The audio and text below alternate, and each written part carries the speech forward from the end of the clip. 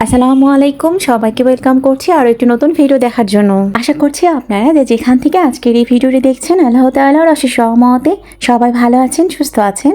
আলহামদুলিল্লাহ, আমরাও ভালো আছি। রান্নাঘরের টুকিটাকি সাংসারিক কাজকর্মগুলোকে সঙ্গে নিয়ে ভিডিওটি শুরু করেছি। তবে আজকে কিন্তু কিচেন টিপস এবং ট্রিক্সের উপর যে ভিডিওগুলো তৈরি করে থাকি তারই ধারাবাহিকতায় আরও একটি ভিডিও নিয়ে হাজির হয়েছি। আমরা গৃহিণীরা সারাদিন সাংসারিক কাজগুলো করে থাকি, আর এই কাজগুলো করতে গিয়ে কিন্তু নানাবিধ সমস্যারও সম্মুখীন হয়ে থাকি। আর এই সমস্যার সমাধানগুলো নানাভাবে খুঁজতে থাকি। কখনো তো খুব ভালো একটি উপায় পাই, আবার কখনো একটু হতাশ হই। সর্বোপরি সাংসারিক হোক অথবা জীবনে যে কোনো কাজের ক্ষেত্রে বারবার চেষ্টা করা প্রয়োজন। আমাদের মাঝে কিন্তু একটা দুর্বলতা রয়েছে, আমরা কাজ শুরুর আগে হার মেনে নেই।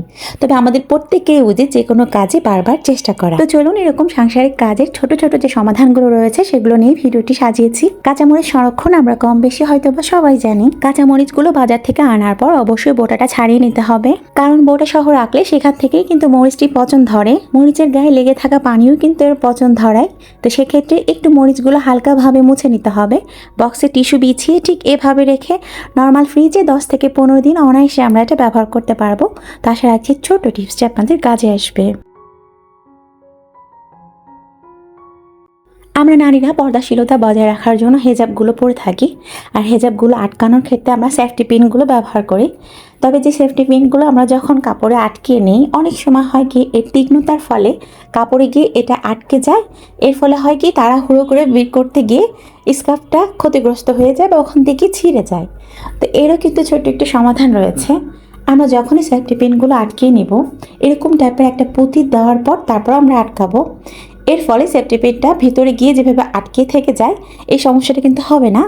পাশে পুঁতি না থাকলে, পাশে যদি এক্সট্রা বোতাম থাকে, আমরা কিন্তু বোতামটাকেও ঠিক একই কাজে ব্যবহার করতে পারি। যে কোনো আকৃতির পুঁতি, বড় বা ছোট, ঠিক এভাবে আটকে নিতে পারি। তা আশা রাখছি ছোট টিপসটি আপনাদের কাজে আসবে।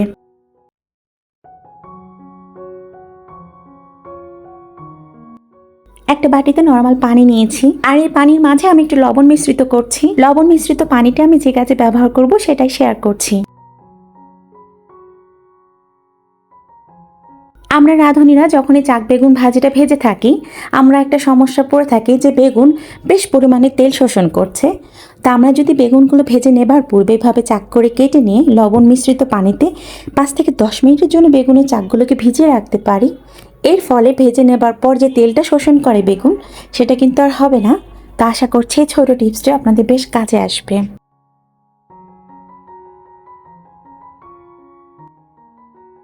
এরপরের যে ঘরোয়া সমস্যার সমাধানটি শেয়ার করছি, এটা কম বেশি আমাদের প্রত্যেক গৃহিণীরই জানা রয়েছে। রান্নাঘরে প্রতিনিয়ত কাটাকাটি করার ক্ষেত্রে আমরা নাইফগুলো তো ব্যবহার করে থাকি।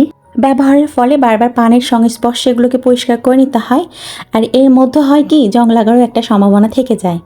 এছাড়া দিনকে দিন এর উজ্জ্বলতাও যেমনটা নষ্ট হয়ে যায়, ধারও কমতে থাকে। তো এইসব সমস্যারও কিন্তু সমাধান রয়েছে। একটু বেকিং সোডা দিয়ে নেবার পর লেবুর এক পিস নিয়ে এভাবে ডলে ডলে পরিষ্কার করলে কিন্তু এই যে সকল সমস্যাগুলো রয়েছে, এগুলোর সমাধান আমরা অচিরেই খুঁজে পাবো। আশা রাখছি ছোট্ট এবং এই সহজ টিপসটিও আপনাদের কখনো না কখনো কোনো কাজে আসবে।